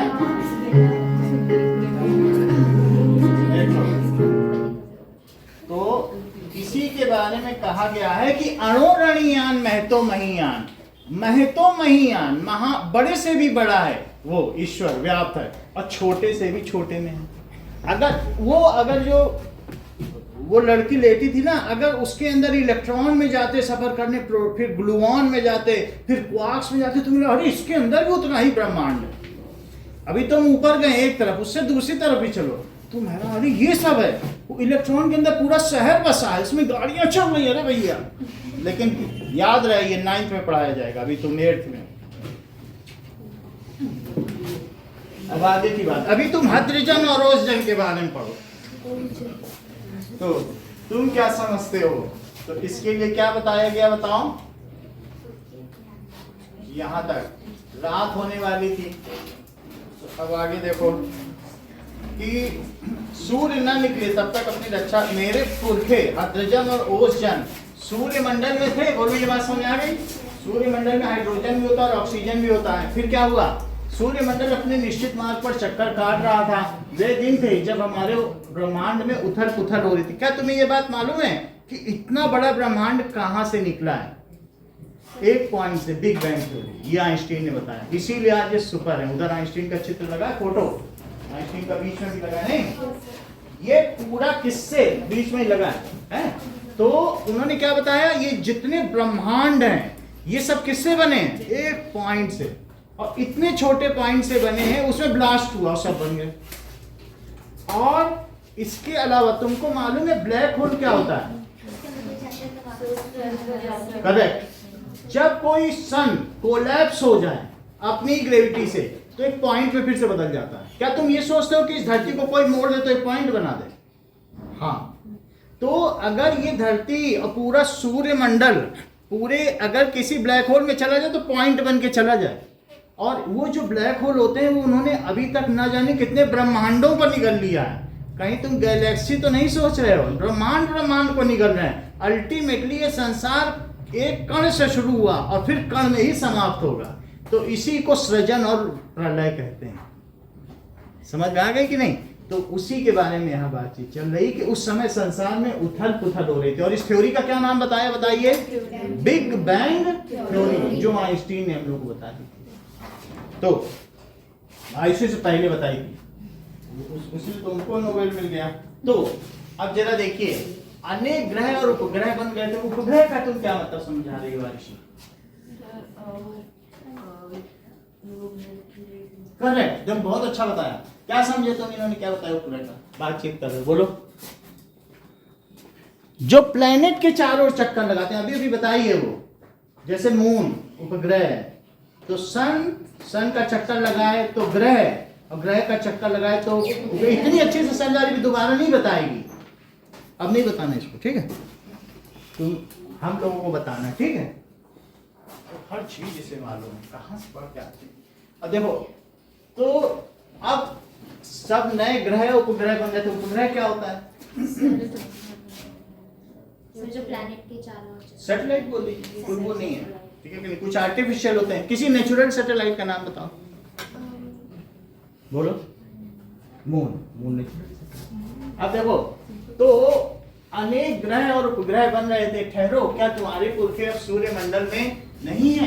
क्या हद्रजन और रोशजन अब वहां नहीं रहे? तो वो व्यक्ति, वो पूछ रहा बच्चा, है उनके वंशज अपनी भयावह लपटों से उसका मुख उज्जवल किए हुए हैं। तो सन से जो बहुत लपटें निकल रही हैं, सोलर फ्लेयर, वहां भी ऑक्सीजन और हाइड्रोजन अभी भी है। बात समझ में आ गई कि नहीं? तो वो तो वहां व्याप्त है। और हर सेकंड शौर्य, हर सेकंड सूर्य कितने किलो कम हो रहा है? बोलो। उस दिन तुमने बताया था, ये जो ऊर्जा हमें मिल रही कितने किलो कम हो रहा है? 6000 किलो। हर सेकंड इतना कम हो रहा है। उतना मास खत्म हो रहा है और उसकी जगह ऊर्जा बन रही है। ये भी आयुषी से पहले हमको आइंस्टीन ने बताया। शौर्य ने तो अभी तक नहीं थी। ये राज छिपा के रखता है, सोचता दूसरे बच्चे तेज ना हो पाए, हम ही तेज बने रहे। 6000 किलो कम हो रहा है और एक टाइम ऐसा आएगा उसकी ग्रेविटी इतनी कम हो जाएगी कि सारी गैसेस उसको छोड़ छोड़ के भागने लगेंगी, गर्म गैसेस, और फिर उसको कहते हैं टूटता हुआ तारा, बड़ा हो जाएगा। और क्या वह अपने सभी ग्रहों को निकल लेगा? बुध, शुक्र, पृथ्वी, मंगल, बृहस्पति, शनि, अरुण, वरुण, यम, क्या इन सभी को निगल लेगा? तो हाँ, वो अपने 9 ग्रह को निगल लेगा। और तुम अपनी मम्मी से पूछते हो, वो दूर मम्मी, वो जो तारा बड़ा हो रहा है और आगे बढ़ रहा है, वो क्या है? तो मम्मी कहती है, बेटा वो सुपरनोवा है, वो टूटता हुआ तारा है। वो अपनी उसकी सारे जो द्रव्यमान है, जो वजन है, वो कम हो गया है, इसलिए उसकी गैस उसको छोड़ छोड़ के जा रही है। अब वो ब्लैक होल में बदलने वाला है। बात समझ आई? तो इतनी बात हो गई। तो क्या आप तुम्हारे पुरखे सूर्य मंडल में नहीं है? तो सूर्य की अंतिम गति शौर्य क्या होने वाली है? तो जब वो सारी गैसेस एक्सपेंड करेंगी तो पीछे उसके वैक्यूम रह जाएगा। वैक्यूम का मतलब जहां कुछ नहीं होता है, उसको भरने के लिए वही गैसें लौटेंगी, और जब लौटेंगी तो एक पॉइंट में ही गिरती चली जाएंगी, वही ब्लैक होल। समझ आई बात कि नहीं? जब उस वैक्यूम को भरा जाएगा तो क्या वे गैस लौटेंगी? और वे गैस भी लौटेंगी, सारे सौर मंडल भी लौटेंगे। गतिमान सतत लीला, सुख दुख की गुण अवगुण के नित्य संघर्ष, हार जीत के नित्य अभिनय और हार जीत विप्लव उत्कर्ष, भगवान की सतत लीला चलती चली जा रही है। यहाँ पर भी वही बात कही गई है। तो मुख उज्जवल किए हैं ये हद्रजन और ओजन, क्या कर रहे हैं? क्या मुख उज्जवल किए हुए हैं? हाँ, मेरे पुरखे बड़ी प्रसन्नता से सूर्य के धरातल पर नाचते रहते थे। एक दिन की बात है कि दूर एक प्रचंड प्रकाश पिंड दिखाई पड़ा। इसका क्या मतलब है? अब ये नई कहानी सृष्टि क्या कहने जा रही है? दूर पिंड दिखाई पड़ा, मतलब उनको रोशनी दिखाई दूर से। अब क्या होने वाला है इस पिंड से? कि मतलब वो मिट्टी से बाहर, मतलब बहुत बढ़िया, बोलो। सर वो एक दूसरे को टकराने वाले हैं। मिट्टी कहीं है नहीं वहां, हाइड्रोजन और रोशजन की है। तुम सिलिकॉन की बात कर रहे हो, सिलिकॉन की। वहां पे रहो जहां पे हो, बहुत आगे निकल गए, ठीक है ना? अब वो एक दूसरा कोई प्लेनेट आया और वो किससे टकराने वाला है? सूर्य से। वही चीज तो कही जा रही है। तो वो पिंड बड़ी तेजी से सूर्य की ओर बढ़ रहा था। ज्यों जो पास आता जाता था उसका आकार बढ़ता जाता था। वो तो हमें बड़ा दिखेगा, बड़ा थोड़ी ना होता जाएगा। वह सूर्य से लाखों गुना बड़ा था। उसकी महान आकर्षण शक्ति से हमारा सूर्य कांप उठा। ऐसा ज्ञात हुआ उस ग्रहराज से टकराकर हमारा सूर्य चूर चूर हो जाएगा। वैसा ना हुआ, वह सूर्य से सहस्त्रों मील से ही घूम कर चला गया, लेकिन उसका भीषण आकर्षण शक्ति के साथ एक सूर्य का जो टुकड़ा था टूट कर उसके पीछे चला गया, और वो टुकड़ा धरती रही, उसमें से निकल गया। सूर्य से टूटा हुआ भाग इतना भारी खिंचाव संभाल ना सका और वो भी कई टुकड़ों में बट गया। उनमें से ही एक टुकड़ा हमारी धरती है। उससे कितने टुकड़े हुए होंगे? क्या 9 टुकड़े? Yes sir. बोलो। सर फिर जो प्लैनेट्स भी बने होंगे, मतलब उपग्रह भी बने होंगे उससे। ये बहुत अच्छा बता दिया। और इन्होंने बताया नहीं सर 70 लाख टुकड़े हुए, सिर्फ आयुषी इन्होंने बोला, ठीक है आदित्य। क्यों इन्होंने बोला? बोले सर आपने बुध, शुक्र, पृथ्वी, मंगल के बाहर के जो 60 लाख एस्टेरॉइड की बेल्ट तो बताई नहीं, जिसमें इस कमरे के बराबर पहाड़ तैर रहे हैं। अभी कहने हमने तो देखा है जब सोलर मंडल है, हम तो 6 से डिजाइन बनाते आ रहे हैं फोटो, तो उसमें जब बुध, शुक्र, पृथ्वी, मंगल बनाते थे, ठीक है। तो अर्थ, फिर उसके बाद मार्स, फिर जुपिटर बनाते थे कि नहीं, तो एस्टेरॉइड की बेल्ट दिखाते थे हम लोग, तो 60 लाख दिखाया करते थे, उनको भी तो काउंट करो। और फिर जुपिटर के भी तो 12 सैटेलाइट्स हैं, क्या उनको नहीं करोगे? और मार्स के फोबियोज और डेल्मोज, उनको तो सर आप भूल गए। बोले कहाँ 9 टुकड़े, 9 ग्रह की तो हम पूजा करते हैं, बाकी टुकड़ों का क्या? समझ में आ गई बात की नहीं? तो कई टुकड़ों में टूट गया, उसी में से एक टुकड़ा हमारी धरती है। प्रारंभ में धरती भी तो क्या थी? एक आग का गोला थी, आरंभ का ऐसा। तुम फिर पानी कैसे बन गए? अगर आग था तो पानी कैसे बन गए? नो, मुझे ठीक पता नहीं है। ये सही है कि हमारा ब्रह्मांड ठंडा होता है। जब ये कह रहे कि मुझे ठीक नहीं पता, तो इसका मतलब है वैज्ञानिकों में इस बात को लेकर संदेह। तो ये ठंडा होता चला गया। और मुझे याद है अरबों वर्ष पहले मैं हाइड्रोजन और ऑक्सीजन के रासायनिक क्रिया के कारण, जब हाइड्रोजन और ऑक्सीजन आपस में मिले तो वाटर की ड्रॉपलेट्स बनी, और करीब 3 अरब साल तक धरती पर बारिश होती रही। तो उसकी वजह से क्या हुआ कि उनके रासायनिक क्रिया के कारण जल की बूंद बनी। उनके आपस में मिलकर अपना प्रत्यक्ष, उन्होंने आपस में मिलकर मुझे तो बना दिया है, लेकिन अपने अस्तित्व को गंवा दिया है। भाई जब वो मिलेंगे तो क्या हो जाएगा? जब हाइड्रोजन और ऑक्सीजन मिलेंगे तो वाटर बन जाएगी। फिर ऑक्सीजन तो नहीं मिल जाएगा ना, कि पानी में तुमको कोई डुबा दो, कह दे है ऑक्सीजन लो, ले पाओगी? उसमें ऑक्सीजन का कोई अस्तित्व नहीं। अब देखिए, तो मैं उन दिनों भाप के रूप में, जैसे हम ये कह सकते हैं कि मदर सेल टूटती है तो 2 डॉटर सेल बन जाती है, तो क्या मदर सेल भी जिंदा रहेगी कि वो अपना अस्तित्व गंवा देगी? वो तो डिवाइड होकर डॉटर सेल बन गई। और अब मदर सेल, अमीबा तो नहीं बचा ना, तो क्या तुम ये कह सकते हो कि अमीबा अमर है? हाँ, क्योंकि वही भी टूट के, कभी कोई बूढ़ा होता ही नहीं, वहां तो सब जवान होते जा रहे हैं। 1 से टूट के 2 और 2 से टूट के फिर 2, तो अमीबा कभी नहीं मरता। अगर कोई तुमसे पूछे तो ऐसे कर। अब देखो, जब मुझे होश आया तो फिर मैंने धीरे धीरे ठोस बर्फ, क्या धरती पर हिम युग भी आया था। बहुत बड़ी बात करी। इन्होंने कहा हिम मानव हुआ करते थे, हिम युग था।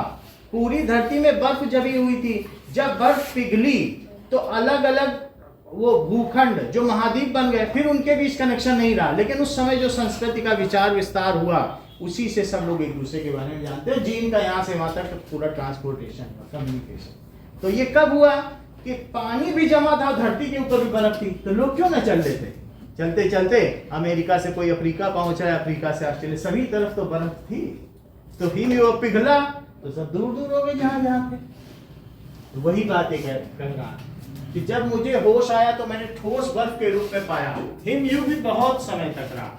ये सब आप 9th में पढ़ेंगे। मेरा शरीर पहले भाप रूप में था, अब ये अत्यंत छोटा हो गया है। पहले कोई 70वां भाग रहा होगा।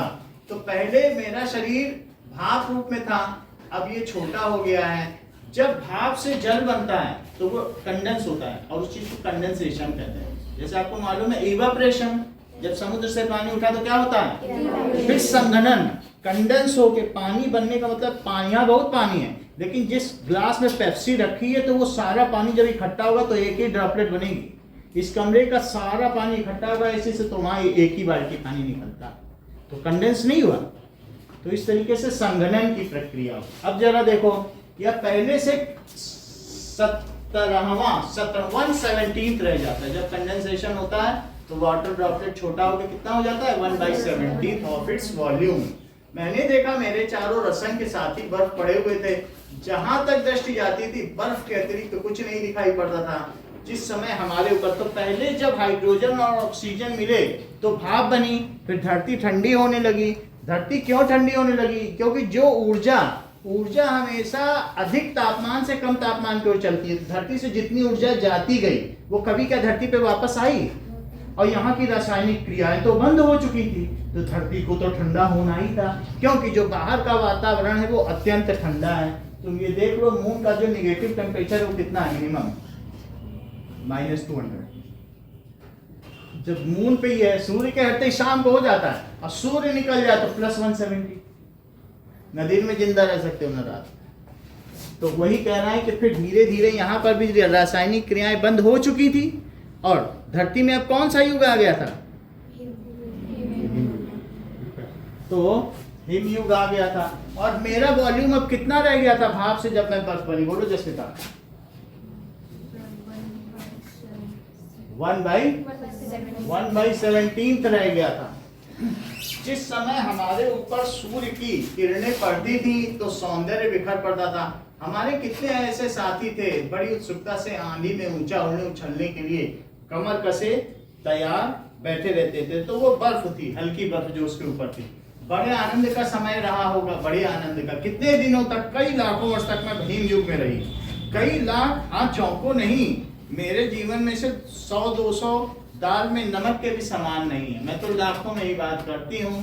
तो मेरे ऐसे दीर्घ जीवी से वार्तालाप करते समय मैंने अपने आप को धन्य भाग माना और रोज के बूंद के प्रति मेरी श्रद्धा और बढ़ गई। हम शांति से बैठे थे, एक दिन हवा से खेलने की कहानियां सुन रहे थे कि अचानक ऐसा अनुभव हुआ कि मानो हम सरक रहे हैं। अब देखो, बूंद कह रहे कि हम सब ऐसे हवा में खेल रहे थे, जब सूर्य आता था तो उड़ने भी लगते थे, लेकिन अब लगा जैसे हम सरक रहे हैं। हमारे मुंह पर हवाइयां उड़ने लगी।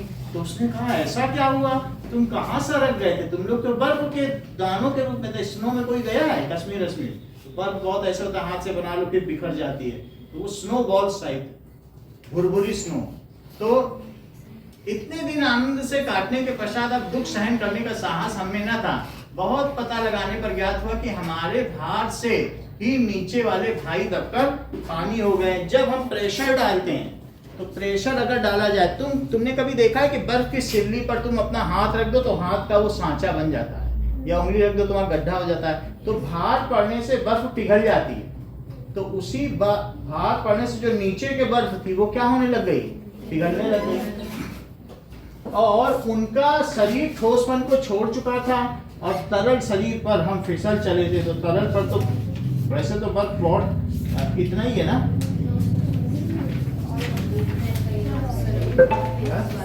कितना है?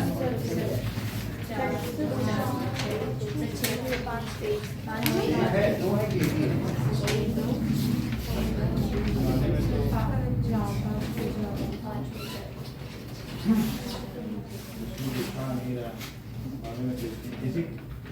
2 बुक नहीं है, 2 बुक है तो 2 तो बुक से बताएं।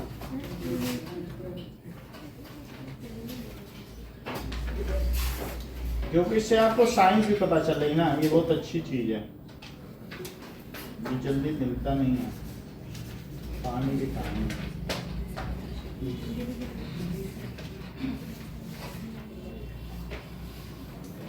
लाओ, बुक से करा दो। अब देखो, हम शांति से बैठे थे, तभी हमें पता चला कि नीचे का भाग पानी में हो गया है और अभी भी ग्लेशियर्स पिघल रहे हैं। तुम्हें मालूम है ना, ग्लेशियर्स धीरे धीरे जो बर्फ, क्योंकि धरती गर्म होती जा रही है और इसी को ग्लोबल वार्मिंग कहते हैं क्या। तो हम शांति से बैठे थे, इतने दिन आनंद से काटने के बाद हमें ये पता चला कि हम तो किसी पानी पे तैर रहे हैं। बर्फ हल्की होती ना। तो मैं कई मास समुद्र में यहाँ वहाँ घूमती रही। फिर एक दिन गर्म धारा से भेंट हो गई। गल्फ स्ट्रीम कैसी धारा है? अगर गल्फ स्ट्रीम कहाँ से बहती है और अगर गल्फ स्ट्रीम ना होते तो कितने देश के लोग मर गए होते? सृष्टि बताओ सबको। बहुत कम लोग ये सब बताते हैं। बताओ, you should acknowledge the class at least. ठीक है, हम आयुषी से पूछ लेंगे। तुम कितना भाव खा रही हो? आयुषी आप बताएं, गल्फ स्ट्रीम धारा किस प्रकार की धारा है और इसका संसार के जीवन में कितना योगदान है? सर, जब कोई पानी वाली जगह जब डेजर्ट में कन्वर्ट होती है तो करेक्ट, जैसा हमें आयुषी ने बताया, क्योंकि समय समय पर जब हम लोग संकट में होते हैं तो आयुष के रूप में यानी उम्र के रूप में ये वरदान दे देते हैं कि जो विश्ववृत्त इक्वेटर से जो धारा चले, क्योंकि सन रेज यहाँ सीधी पड़ती है क्या, तो इक्वेटर से जो दूर धारा चलती है उसको गर्म जल धारा कहते हैं। अब गल्फ स्ट्रीम एक गर्म जल धारा है जो यहाँ इक्वेटर से चलती है, पूरे यूरोप की तरफ चलती है समुद्र में। और अगर ये ना हो तो वो कोल्ड वेव का शिकार हो जाए, पूरा यूरोप मर जाए। और इसमें पानी इतना गर्म होता है कि इस पर अगर चावल रख दो तो वो चावल तैयार हो जाता है। तो जैसा हम सबको आयुषी ने बताया कि इक्वेटर से जो पोल की ओर चले, उन धाराओं को गर्म जल धाराएं, या उसमें से एक जल धारा गल्फ स्ट्रीम है और दूसरी यहाँ चिली के आसपास और अमेजन के जंगलों के पास भी पाई जाती है। तो ऐसी 7 गर्म जल धाराएं हैं, जिसमें से एक के बारे में आयुषी ने हम लोगों को बताया, और वो ओस की बूंद भी क्या उन्हीं की चर्चा कर रही है। तो अब चला देखो कि मैं एक दिन मेरी किससे भेंट हो गई सृष्टि, बताओ, बताना नहीं चाहिए, बोलो किससे ना, गर्म जलधारा से। जब हम दूसरे से पूछने नहीं जा क्लास छिपा के तुम क्या करोगे।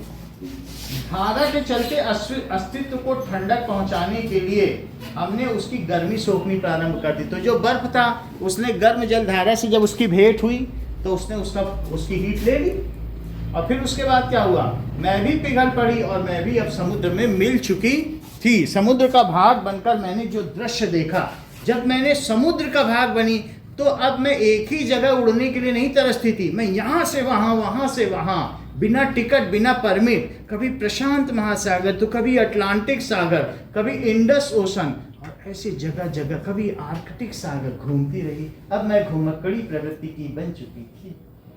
बात समझ आई कि नहीं? क्योंकि अब जल में मिल गई। जल तो कहाँ से कहाँ चलता रहता है। फिर देखो परंतु जो घूमे उसको कहते हैं फिलेंडरर, फिलीन प्लस एंडरर, घूमने की प्रवृत्ति वाला। परंतु अब ज्ञात हुआ कि समुद्र में चहल पहल वास्तव में दूसरे ही जीवों की है और उनमें निरा नमक भरा पड़ा है। तो वहां पर समुद्र में नमक था। पहले समुद्र का खारापन मुझे बिल्कुल नहीं भाया, जी मचलाने लगा। अब धीरे धीरे सहन हो चला है। एक दिन मेरे मन में आया कि समुद्र के ऊपर तो घूम चुकी हूँ, अब धरती के भीतर भी चलकर देखना चाहिए। तो इस कार्य के लिए मैंने गहरे जाना आरंभ किया। यानी पहले ऊपर ऊपर थी, अब समुद्र के ही अंदर गई। वो ओस की बूंद अब कहाँ चली गई? समुद्र के अंदर। नीचे तो उसके भी तो धरती ही है। तो मार्ग में मैंने विचित्र जीव देखे। मैंने रेंगने वाले घोंघे, जालीदार मछलियाँ जैसे हाइड्रा, जेलीफिश, इसी तरीके से ना जाने कितने तरीके के जीव, समुद्री जीव जितने भी हैं, जो हमारे साइंटिस्ट हैं उन्होंने 1% को उसमें से खोज लिया। अब सिर्फ 99% ही और जानना बाकी। जैसे ऑक्टोपस और ये सब 1% में उन्होंने 13 लाख जीव खोज लिए। अब सिर्फ 99% है, वो भी हम देख लेंगे। कई कछुए, मन वाले, हाथी वाली मछलियां हमने देखी। एक मछली ऐसी देखी जो मनुष्य से कई गुना लंबी थी। उसके 8 हाथ थे। जैसा ऑक्टोपस हमने दिखाया भी था कि कैसे वो चिपक जाता है। तो बहुत बड़े बड़े ऑक्टोपस होते हैं। वो इन हाथों से अपने शिकार को जकड़ लेती थी। ये छोटा भी ऑक्टोपस होता है, बहुत बड़ा मैमथ भी होता है, हमसे कई गुना बड़ा। ठीक है। 9 अफ्रीकी हाथियों को मिला दो तो वो व्हेल मछली बनती है। और जो गुरुद्वारे में कभी शरबत पिया है? बाहर गिलास में बटता है, नहीं पिया? या कहीं लोग शरबत पिलाते हैं तो 200 लीटर का बड़ा ड्राम होता है, उसमें से शरबत देते हैं, नीले रंग का नहीं होता। तो व्हेल मछली 200 लीटर, यानी एक बाल्टी जिससे हम नहाते हैं वैसी करीब वो 20 लीटर, 10 बाल्टी दूध निकालती है अपने बच्चे के लिए, जिसमें से उसका बच्चा 20 लीटर ही पी पाता है, बाकी पानी में घुल जाता है, क्योंकि दूध तो पानी में ही छोड़ती है। तो बच्चा वो फेंकती है बच्चे के मुंह की तरफ, बच्चा 20 लीटर ही पी पाता है और बाकी 180 लीटर पानी में घुल जाता है। तो ऐसा है। तो इतने बड़े बड़े जीव देखे। इन हाथों से वो अपने शिकार को जकड़ लेती थी। मैं और गहराई में किनारों से दूर गई तो मैंने एक ऐसी वस्तु देखी कि मैं चौंक पड़ी। अब तक समुद्र में अंधेरा था, सूर्य का प्रकाश कुछ ही भीतर तक पहुंच पाता था और बल लगाकर देखने से मेरे नेत्र दुखने लगे थे। तो मैं अंदर, जब सूर्य का प्रकाश 1 किलोमीटर पहुंचेगा और समुद्र की गहराई कितनी है? करेक्ट, बहुत अच्छा। तुम्हारे घर में भी लोग बहुत तेज हो, तुम इतना कैसे जानती है? देखो कितना बढ़िया बता दिया। ये सी बेड इन्होंने बताया। क्या बताया बताओ सृष्टि ने? बताओ मैं, तुम्हारे भी तो पता चले। इन्होंने बताया जिस प्रकार से हिमालय 8448 किलोमीटर ऊंचा है, उसी प्रकार से सी बेड भी 8448 किलोमीटर नीचा है। ये सी लेवल, तो वो माइनस में वो प्लस में, बहुत बड़ी बात है, टेक्निकल। और एक बात और सृष्टि ने बताई कि सूर्य का प्रकाश तो सिर्फ 1 किलोमीटर ही पहुंच पाता है। 2 बातें बताई नहीं? क्या बताया इन्होंने कि अब सूर्य का प्रकाश और कितना नीचे जाना बाकी है, 8,447 किलोमीटर ही नीचे जाना और बाकी है। 1 किलोमीटर तक पहुंच गया, फिर तो अंधेरा होने लगेगा। पानी में नीचे जाओगे तो सही रोशनी जाएगी नहीं जाएगी, तो अब अंधेरा। फिर मैंने वहां सिलेंट्रेटा को देखा जगमग जगमग करते हुए।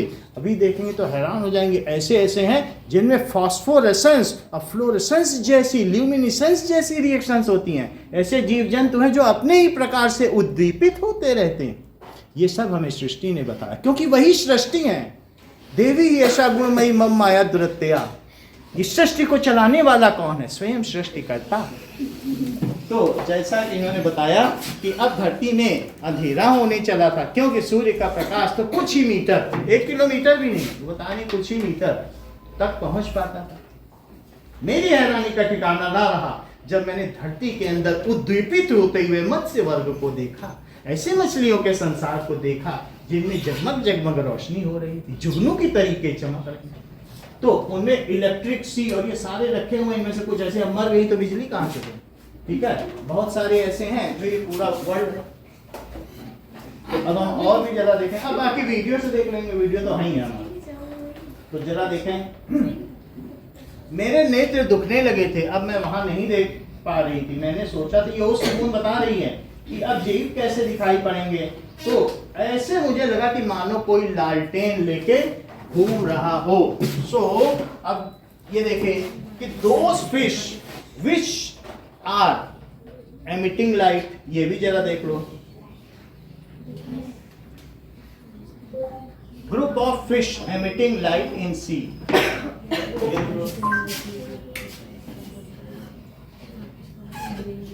75%. ये देखो। Life has adapted to a world of darkness. Strange creatures haunt the crushing depths. Some of them completely blind, इसकी आंखें others कितनी with बड़ी हैं? eyes that point upwards to help them avoid predators attacking from higher levels. Other of the ocean. But many creatures have evolved the ability to glow in the dark, either by harnessing bioluminescent bacteria ये or और 1% initiating a chemical reaction within their own bodies. ये देखो, light These देख रहे unique हो? adaptations have Seabed पे intrigued light कैसे, scientists जैसे for decades. But more recently, researchers have realized These are bioluminescence also isn't limited to the jellyfish, darkest parts of having the certain ocean. kinds of light. In fact, Electric ray. the proportion of animals that glow is similar at all levels of the ocean, from the surface down to the sea floor. Bioluminescence is less a special ability than a bacteria all the way up to तो large हमने ये देख लिया। sharks. हम लोगों को Fishes and rays have evolved this feature at least 29 different times, making it an impressive example of convergent evolution. खैर हम लोगों को इनसे क्या लेना, हमारी तो उत्सुकता उस ओस की कहानी में बढ़ती चली जा रही थी। अब हम आगे देखते हैं क्या होगा, है कि नहीं। तो फिर मैं चौंक पड़ी, समुद्र में अंधेरा था, जैसे लालटेन लिए घूम रहा हो। इनका प्रकाश देखकर कितनी छोटी छोटी अनजान मछलियां इनके पास आ जाती थी, और ये लोग अपने प्रकाश के कारण जब भूखी होती थी तो उनका शिकार कर लेती। विचित्र है। अब मैं और नीचे पहुंची तो वहां भी जंगल है, छोटे ठिकने मोटे पत्ते वाले पेड़ बहुत आयत में उगे हैं। वहां भी पहाड़ियां हैं, घाटियां हैं। पहाड़ियों की गुफाओं में भी नाना प्रकार के जीव हैं। अगर हम पानी के अंदर देखें तो वैसे वहां भी गुफाएं हैं, उनसे वो बच के निकल जाती हैं। जैसे अलग अलग पहाड़ियों में नहीं होती वैलीज, तो समुद्र के अंदर भी वैलीज हैं। मतलब ठिंगने छोटे, किसी ने ऊपर से मारा, ठिंगना हो गया, तुम्हारी हाइट आधी रही। मानसी मारती 2-4 को कर चुकी है। तो हम यह सब देखने में मुझे कई वर्ष लगे। जी में आया तो ऊपर लौट चले, परंतु प्रयत्न करने पर जान पड़ा यह असंभव है। मेरे ऊपर पानी की 3 मील मोटी तह थी। 1 मील में 1.4 किलोमीटर होता है। तो मैं भूमि में घुसकर जान बचाने की चेष्टा करने लगी। यह मेरे लिए कोई नई बात नहीं थी। करोड़ों जल कण इसी बात की अपना जान बचा लेते हैं और समुद्र का जल नीचे धंसता चला जाता है। तो जल कण जब नीचे जाते हैं तो पानी और जमीन के अंदर भी है। आपको क्या ये लगता है कि इसके नीचे पानी नहीं होगा? तो water droplets can also percolate under the sea bed. इसके नीचे भी तो जा सकते हैं। मैं अपने दूसरे भाइयों के पीछे पीछे चट्टान में घुस गई। कई वर्षों में कई मील मोटी चट्टान में घुसकर हम पृथ्वी के भीतर एक खोखले स्थान में निकले। यहाँ से घुसे और यहाँ टहलते टहलते यहाँ आ गए, फिर यहाँ निकले। अरे हम तो हिमालय के पास खड़े हैं, जरा कितना मजा। पानी में गए और फिर यहाँ चले गए और मिट्टी मिट्टी में चल के हिमालय से निकला। इसकी बात है। और मिट्टी तो सब जगह कनेक्टेड है ही है। ऊपर से दिखने में महाद्वीप है लेकिन अंदर में भूखंड सब एक ही है। तो फिर मैंने यहाँ देखा कि वहां पर हम निकल आए खोखले स्टेन में। इस स्थान पर इकट्ठा होकर हम लोगों ने सोचा अब क्या करना चाहिए। कुछ की सम्मति में वहीं पड़े रहना ठीक था, परंतु हमें कुछ उत्साही थे। वे बोले हम खोज करेंगे, पृथ्वी के हृदय में घूम घूम कर देखेंगे कि क्या। बड़े खोजी व्यक्ति थे। योस की बूंदें अब सोच रही थी कि पृथ्वी के अंदर क्या क्या है, हम देखें क्या इसमें बैसाल्ट की खाने हैं, क्या इसमें आग्नेय चट्टाने हैं, अगर धरती में ज्वालामुखी बनते हैं तो क्यों बनते होंगे, हम आओ इसका पता लगाएं। तो बूझो और पहली नामक दो ओस की बूंदों ने ये सोचना शुरू कर दिया। अब हम शोर मचाते हुए आगे बढ़े तो एक ऐसे स्थान पर पहुंचे जहां ठोस वस्तु का नाम नहीं था। इसका क्या मतलब है कि अब वो लोग सबसे ऊपर लिथोस्फीयर से कहां गए बताओ, मेंटल, और मेंटल के अंदर बेटा कहां चले गए, कोर। तो उन्होंने अंदर जब जाना शुरू किया तो ऐसी जगह पहुंचे जहां पर ठोस वस्तु का निशाना ही, वो नामो निशान ही नहीं था, सब चीज पिघली हुई थी। तो कोर में क्या है बताइए, जैसे निकल और आयरन, तो इसको नीफे कहते हैं कि नहीं। और सीमा कहाँ होता है, सिलिकॉन और मैग्नीशियम समुद्र के बेड पे, ठीक है कि नहीं। और सियाल कहाँ होता है, सिलिकॉन और एल्युमिनियम धरती पर। तो सीमा, सियाल और नीफे, तीन ही चीज तो 7th में पढ़ी थी आपने। और देखो आज उसी ओर बोल के तीनों बातें बता दी। तो अब वो कहाँ गई, धरती के अंदर जाना शुरू किया। और बोलो शौर्य कहाँ पहुंची, बोलो कोर में, जहां पर ठोस कुछ भी नहीं था। अब वहां धातुएं इधर उधर बहने को उतावली हो रही थी। तो जहां पर भी वो पहाड़ जब मुड़ते हैं तो उनमें क्रैक आ जाते हैं, तो क्या वो कमजोर हो जाता है। जहां पहाड़ बनते हैं तो क्या वहां पर प्लेट्स मुड़ जाती हैं क्या, तो बस उसी में जो वीकर पोर्शन है वहीं से फोड़ के निकलती। ज्वालामुखी तो देखा होगा आपने, वॉल्केनो। तो अब देखिए, जो ज्वाला किसी पर्वत के मुख से निकल जाए उसे ज्वालामुखी कहते हैं। तो इसी स्थान के आसपास दुर्घटना होते बची। हम लोग अपनी इस खोज से इतने प्रसन्न थे कि अंधाधुंध बिना मार्ग देखे बढ़ रहे थे। इसमें अचानक ऐसी जगह पहुंचे जहां तापक्रम बहुत ऊंचा था। यह हमारे लिए असह्य था। हमारे अगुआ पैर, हमारे अगुआ कांपे, और हमारे आगे जो चल रहे थे वो लोग जो लीडर्स थे, कंजीनर्स, ग्रुप लीडर्स, और उनका शरीर ओजन और हद्रजन में विभाजित हो गया। और उसने हमको अपने ताप से वापस किस में बदल दिया, वाटर को ओज ऑक्सीजन एंड हाइड्रोजन में बदल दिया। मैं अपने बुद्धिमान साथियों के साथ मैं तो भाग निकली। फिर अब हम लोग एक ऐसी जगह पहुंचे जहां पृथ्वी का गर्भ रह रहकर हिल रहा था।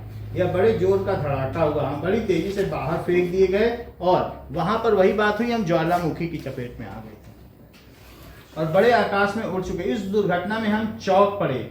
यानी वो हाइड्रोजन और ऑक्सीजन में नहीं बदली थी, लेकिन उसके आगे के साथी जो अगुआ थे वो बदल चुके थे, वो तो भाग गए।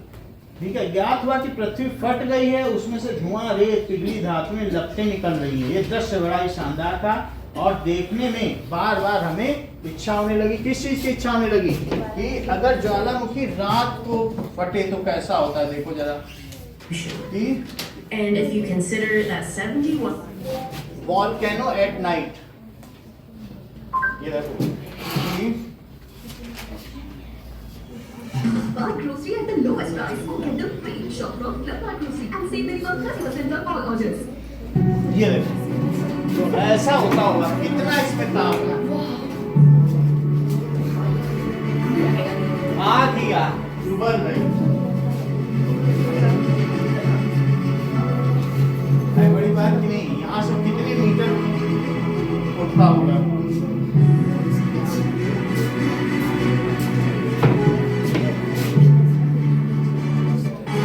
ये देखो, ये बाहर आ गई और ये बैठते हुए आगे बढ़े।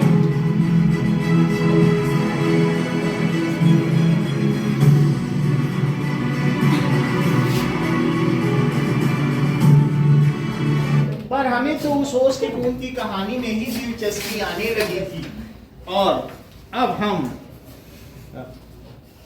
बहुत से इसके बाद क्या हुआ, इसे तुम ज्वालामुखी कहते हो। हम जब ऊपर पहुंचे तो हमें एक और भाप का बड़ा दल मिला, हम गरज कर आसमान में बढ़े, तो वहां से हम तो बच गए, लेकिन मैं वाष्प में बदल चुकी थी उस ताप से, टूटी नहीं लेकिन किसमें बदल चुकी थी, और वाष्प के रूप में उसी ज्वालामुखी से निकल कर मैं अपने बादल के और मित्रों से मिलने जा पहुंची। फिर मैं उसके बाद बहुत से भाप के जल कणों के मिलने के कारण हम भारी हो चले थे, और ठंडक की वजह से हम संघनित होकर के अब द्रव्य कणों में बदल चुके थे। तो हम भाप कणों से किसमें बदल चुके थे, द्रव कणों यानी बादल, द्रव कणों के समूह को बादल कहते हैं। और चलते चलते मैं पहाड़ी पर गिर पड़ी, पहाड़ से टकराई और उस पर गिर पड़ी। अब मैं मैली कुचैली हो चली थी और मैं दूसरे मिनरल्स खनिज लवणों के साथ मेरा पाला पड़ चुका था। पहाड़ों में एक पत्थर दूसरे पत्थर पर कूदने और किलकारनी मारने में जो आनंद आ रहा था, उसे ये सरसरिता का बहता जल, कलकल छल छल निर्मल शीतल, ये सरसरिता का बहता कैसे आवाज करता है, कल कल छल छल, और आगे बढ़ता चला जाता है। तो ये सरिता का जल रूपी में आगे बढ़ती चली गई थी। हम एक शिखर से दूसरे शिखर पर कूदे, प्रपात जानते हो, वाटरफॉल, एक पहाड़ से दूसरे पे गिरे, दूसरे से तीसरे पे गिरे और मजा लेते रहे वाटरफॉल का, फ्री में बिना टिकट। यह जो तुम इतनी रेत देखते हो, पहाड़ों को चबा चबा कर हनी बनाते हैं। जिस समय हम मौज करते हैं तो कठोर से कठोर वस्तुएं रेत बन जाती।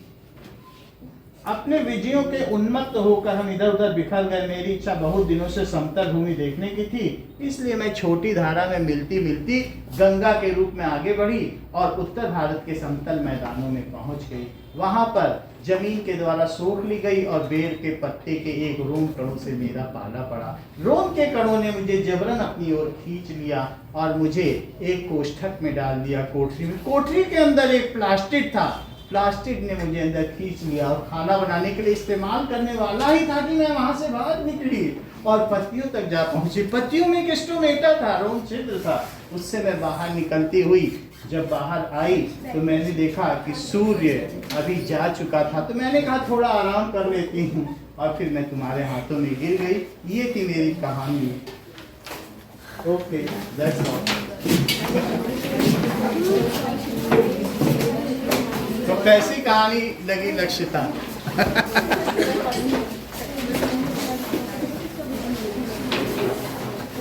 बहुत जानकारी थी ना।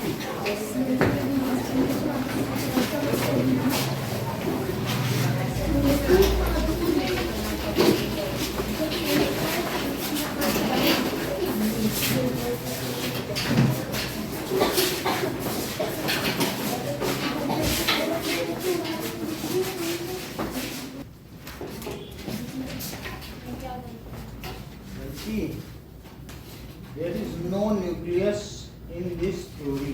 ये सब कुछ नहीं लिखा और इलेक्ट्रॉन सटान ये नहीं लिखना है, जो पोस्टुलेट वही लिखो। ये सब नहीं लिखा है कि atom is a positively charged sphere in which electrons are embedded. Postulate ही तो लिखोगे और फिर इसके डिफरेंस दिखाओ भाई, कैसे में करा है, ऐसे नहीं है। देखो हर पोस्टुलेट लिख लो, फिर इसके बाद सब एटॉमिक पार्टिकल्स कौन कौन से होते हैं, मॉडल क्यों फेल हुआ, और इसका पिक्चर। अपने मन से कुछ भी नहीं लिखना है। तब तुम्हारा या सुहाना का देखो, सुहाना दे दो उसको।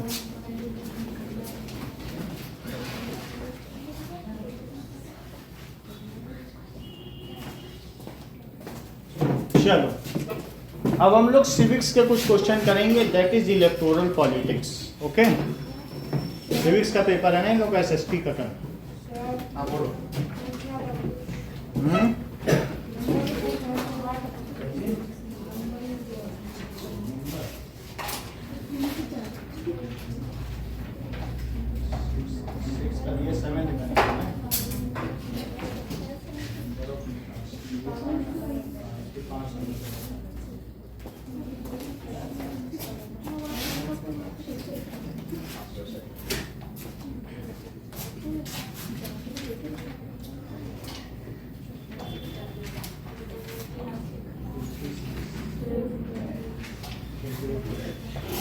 थर्ड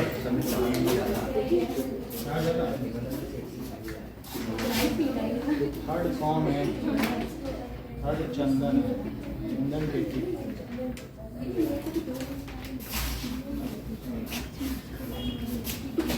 ओके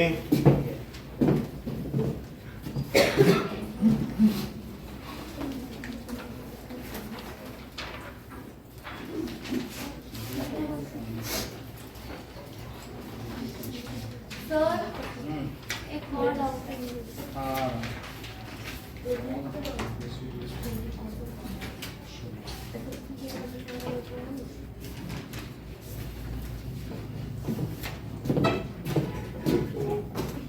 सर संडे आप कौन सा सर ये दोनों का टेस्ट है ना, कोई टेस्ट नहीं। अब बोलो। Rutherford figured that his atomic model was unstable as it is while revolving atom would produce acceleration and during acceleration then आगे क्या सर they would क्या लिखा खुद ही बोल देगा कि हमारे पास रेडिएट होगी और बेकार है हमारा मॉडल। तो उसका समान बेस्टर से बोलती हो कि वो रेडिएट करेगा, देखना अंदर ही चला जाएगा। अरे वो अपना मॉडल दे रहा है कि बदनामी कराना चाह रहा है। नोबेल मिला था धोखा देने के लिए, इसको नोबेल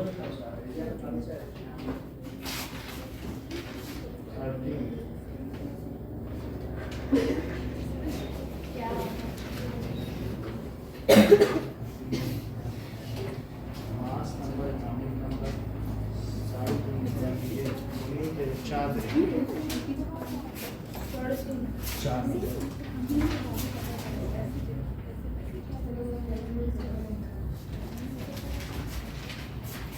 चलो तब तक आगे देखते हैं कि that is Rutherford model failed to explain James Maxwell's electromagnetic theory. लगभग सभी बच्चों ने लिखा है, आपको इतना तो लिख ही देना चाहिए कि James as per James Maxwell, तो इवन कनिष्का तक ने लिखा है, even the charge particle radiates then it accelerates energy and when accelerates it radiates energy and while radiating it loses and in a spiral path it ultimately sink into the nucleus.